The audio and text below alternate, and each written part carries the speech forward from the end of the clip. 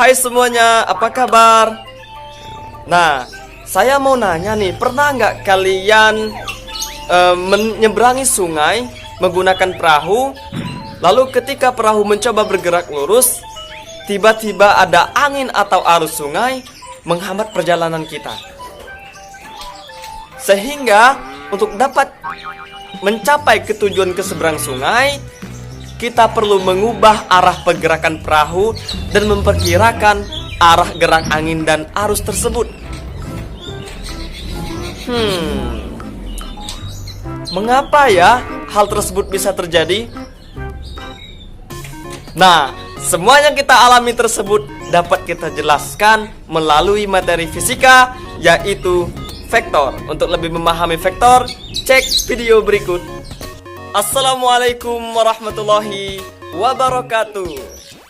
Berjumpa dengan saya, Andre Agassi, dari Program Studi Pendidikan Fisika tahun 2018. Nah, pada kesempatan ini adik-adik, saya akan menjelaskan materi terkait vektor.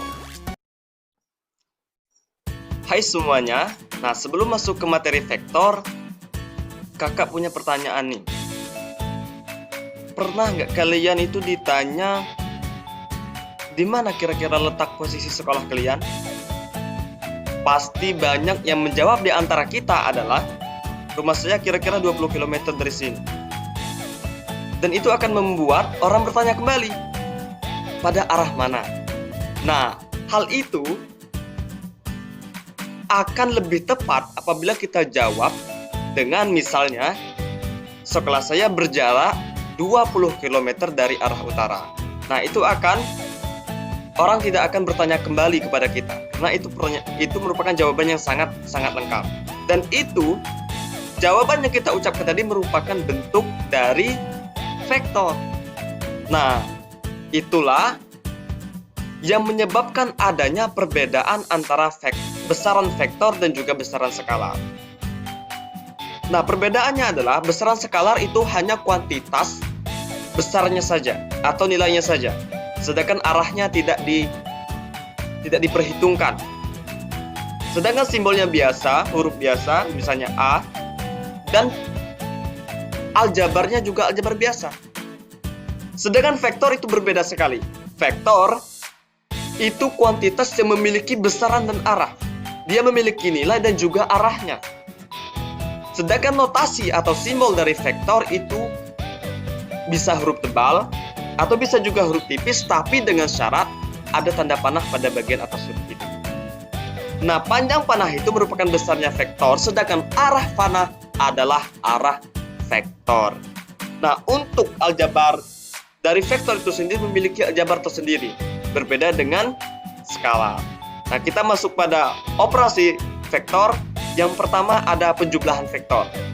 Penjumlahan vektor bisa kita lakukan melalui beberapa cara. Ada melalui jajar genjang, ada melalui poligon. Nah, di sini akan saya bahas secara poligon. Secara poligon adalah cara kita menjumlahkan suatu vektor dengan menghubungkan titik-titik vektor, tetapi yang arahnya searah. Artinya, misalnya di sini, titik A searah dengan titik B, lalu vektornya adalah titik mula akan kita hubungkan dengan titik akhir. Nah, ini merupakan resultan vektornya. Sama dengan contoh yang sebelah. Titik A lalu dengan titik B kita hubungkan sebuah garis dan itu sebuah vektornya. Kita hubungkan garis dari titik awal hingga titik akhir, itu merupakan resultan vektornya. Nah, ini resultan vektor A plus B, sehingga resultannya adalah titik A plus B. Vektor A plus vektor B. Besar dan arah vektor diukur secara langsung. Ini beberapa contoh. Nah, lalu kita lanjutkan ke berikutnya. Ada penjumlahan vektor poligon. Bagaimana jikalau titik-titiknya banyak? Tidak masalah, asalkan arahnya itu searah, tidak berlawanan arah. Sehingga dapat kita hubungkan titik semula hingga titik akhir, sehingga diperoleh resultan yaitu A plus B plus C dan plus B. Paham? Kita lanjutkan ke operasi vektor selanjutnya, itu pengurangan. Nah, pengurangan pada dasarnya sama halnya dengan penjumlahan vektor. Namun perbedaannya hanya pada arah dari titik-titik itu. Biasanya ini di sumbu koordinat, bagian positif itu untuk penjumlahan, sedangkan bagian negatif itu untuk pengurangan. Ini bisa kita contohkan, C sama dengan A plus B. Sedangkan A adalah C min B. Karena min pada bagian bawah dari koordinat. Sehingga bisa kita simpulkan A minus B sama dengan A plus minus B. Pada dasarnya sama halnya dengan penjumlahan. Oke, kita lanjut. Nah, komponen-komponen sebuah vektor ada dalam sumbu koordinat, ada yang namanya vektor X, vektor AX, dan juga vektor AY. Biasanya kita hubungkan A yang saling tegak lurus. Komponen skalarnya AX sama dengan A cos theta. Nah, ini dengan vektor sumbu Y dan sumbu X untuk mencari vektor A sehingga terbentuk sudut, sehingga dapat kita cari vektornya dengan untuk vektor AX merupakan A cos theta. Sedangkan untuk vektor AY dapat kita cari menggunakan A sin theta. Untuk cos theta itu samping. Ingat, trigonometri cos sama dengan samping dibagi miring. Sedangkan sin depan per miring. Oke, untuk selanjutnya ada dua cara menyatakan vektor A. Vektor A sama dengan vektor AX ditambahkan dengan vektor AY. Sedangkan untuk besar dari vektor A, yaitu merupakan akar dari AX kuadrat plus AY kuadrat. Sehingga dapat kita tentukan besar sudut dari theta adalah arcus tan dibagi vektor Y, vektor AY per vektor AX. Paham? Oke, kita lanjut. Nah, arah komponen vektor tergantung pada arah sumbu-sumbu yang digunakan sebagai acuan. Jadi tidak sembarang. Kita harus beracuan pada sumbu-sumbu, pada arah sumbu-sumbu yang digunakan. Nah, ini misalnya A ini merupakan sumbunya ke arah X, bisa juga ke arah Y. Sehingga untuk vektor A sama dengan vektor AX ditambahkan dengan vektor AY. Nah, ini untuk vektor AY. Oke. Nah, penjumlahan vektor berdasarkan komponennya. Jikalau kita diberikan gambar seperti di bawah, bagaimana cara kita mencari vektor C?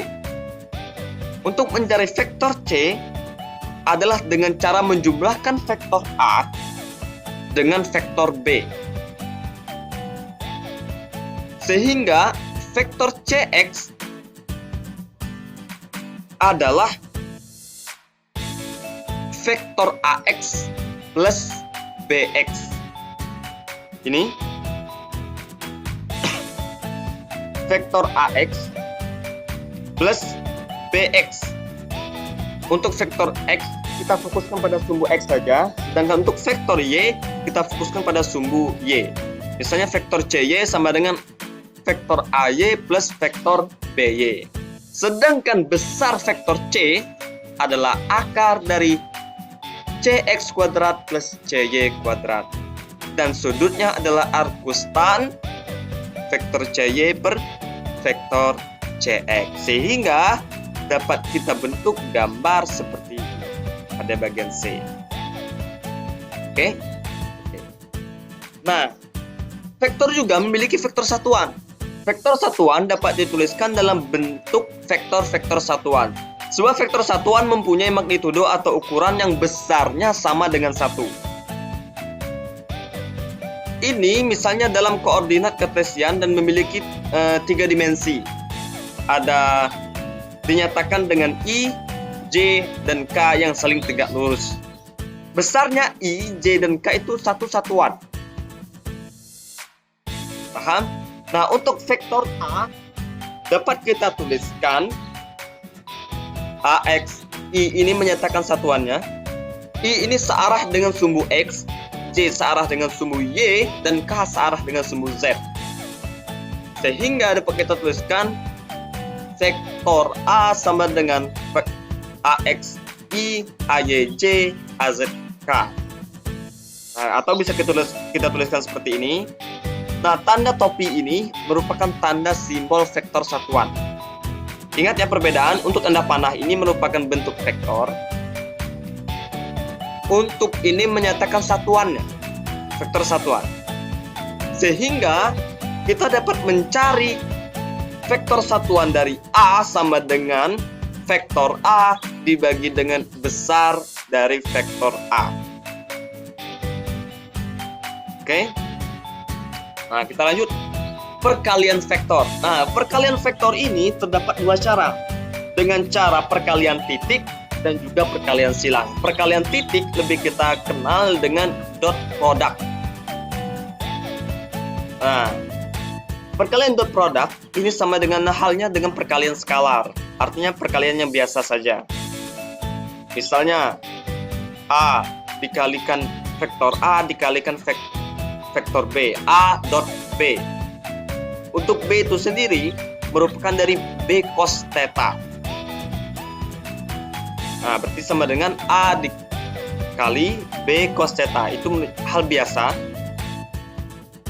Vektor A dot vektor B sama dengan AX BX plus AY BY plus AZ BZ dan seterusnya. Nah, sedangkan sifat-sifat perkalian titik dapat kita, misalnya vektor A dot B itu sama saja dengan halnya dengan vektor B dot A. Tidak masalah, kita balik. Nah, untuk perkalian dot juga itu harus searah vektor satuannya. Jikalau tidak searah, itu akan menghasilkan, ingat, jikalau tidak searah itu 0, sedangkan searah itu 1. I dot I sama dengan J dot J sama dengan K dot K sama dengan 1. Sedangkan berbeda I dot J atau J dot K sama dengan K dot I itu sama dengan 0. Oke, kita lanjut. Nah, perkalian vektor dengan cara yang kedua itu perkalian silang, atau yang lebih kita kenal dengan cross product. Nah, cross product ini berbeda dengan dot product, perkalian dot. Perbedaannya adalah, jikalau yang ditanyakan itu adalah C sama dengan A dikalikan B. Nah, perbedaannya A dikalikan B itu tidak sama dengan B dikalikan A. Nah, jikalau dot tadi, A dikali B sama dengan B dikali A, itu sama saja. Namun dikalian cross itu berbeda. A cross B sama dengan minus B cross A. Nah, sedangkan untuk sifat-sifat perkaliannya, perkalian silang cross itu berbeda pula dengan sifat perkalian dari dot product. Ini bisa kita tuliskan I dikalikan J sama dengan K, J dikalikan K sama dengan I, K dikalikan I sama dengan J. Atau bisa kita tuliskan seperti bentuk lingkaran. Nah, I dikalikan J sama dengan K, K dikalikan I sama dengan J, J dikali K sama dengan I. Nah, sedangkan untuk yang searah atau sama, misalnya I cross I, J cross J, K cross K, itu nilainya 0. Ingat ya, perbedaan perkalian dot dengan perkalian cross. Nah, mungkin itu saja untuk terkait materi vektor. Nanti akan saya berikan contoh soal dan cara pembahasannya. Nah, pada awal video saya menanyakan terkait perahu menyeberangi sungai dan mengalami hambatan dan susah kita untuk sampai pada tujuan seberang sungai. Itu merupakan salah satu bentuk aplikasi dari materi ini, yaitu vektor. Dengan kita mempelajari vektor, kita akan mudah mengetahui lintasan yang ditempuh perahu untuk segera sampai ke seberang sungai. Kita juga bisa mengetahui kecepatan perahu, kita juga bisa mengetahui panjang sungai berapa. Itulah keuntungan kita mempelajari vektor. Nah, ini kita pecahkan bersama-sama untuk soal sebuah perahu menyeberangi sungai yang lebarnya 180 meter dan kecepatan airnya 4 meter per sekon. Bila perahu diarahkan menyilang tegak lurus dengan kecepatan 3 meter per sekon, tentukan panjang lintasan yang ditempuh perahu hingga sampai ke seberang sungai. Dapat kita asumsikan bahwa secara otomatis lintasan yang ditempuh akan berbeda dengan panjang sungai, yaitu 180 meter. Nah, mari kita cari. Nah, ini merupakan bentuk ilustrasi dari ini contoh sungai, dan ini kecepatan air, lalu ini kecepatan perahu. Yang ditanyakan adalah lintasan ini, lintasan si perahu benda merah ini untuk sampai ke seberang sungai ini. Panjang lintasannya yang ditempuh oleh perahu. Nah, kita jawab. Nah, kecepatan air kita gambarkan seperti ini. Ini kotak ini anggaplah sungai, dan panjang lintasan dari titik ini hingga ke seberang sungai itu 180 meter. Itu panjang sungainya. Terus kecepatan air menghambat perahu itu 4 meter per sekon, dan kecepatan perahu itu 3 meter per sekon. Sehingga kita bisa gambarkan dengan bentuk sumbu koordinat X dan Y, sehingga kita dapat memperoleh resultan dari kecepatan air dan perahu. Nah, bagaimana cara memperoleh resultan vektornya? Yaitu dengan cara akar dari kecepatan air kuadrat plus kecepatan perahu kuadrat. Ingat kan penjelasan saya sebelumnya? Nah, 3 kuadrat 9 plus 4 kuadrat 16, 9 tambah 16 25, akar di 25 adalah 5 meter per sekon. Sehingga kita memperoleh resultan vektor sebesar 5 meter per sekon. Dan ini dari titik perahu ke seberang sungai itu membentuk sudut theta, yang besarnya adalah cos theta sama dengan 3/5. Cos theta sama dengan samping per miring. Sampingnya ada 3 dan miringnya ada 5. Sedangkan ini untuk yang kecil. Sedangkan untuk bisa sampai untuk mencari S, kita harus mencari vektor untuk mencari cos S ini, panjang lintasan ini. Nah, untuk mencarinya adalah cos theta, panjang lintasan ini adalah 180, titik awal hingga titik akhir ini adalah S, maka cos theta adalah 180 meter per panjang lintasan yang ditempuh oleh perahu. Sehingga untuk mencari S adalah cos theta sama dengan cos theta sama dengan 180 dikali 3/5, sehingga S diperoleh 300 meter. Paham? Itulah saja sedikit penyampaian saya terkait materi vektor. Terima kasih atas perhatiannya. Semoga cepat mengerti dan sukses.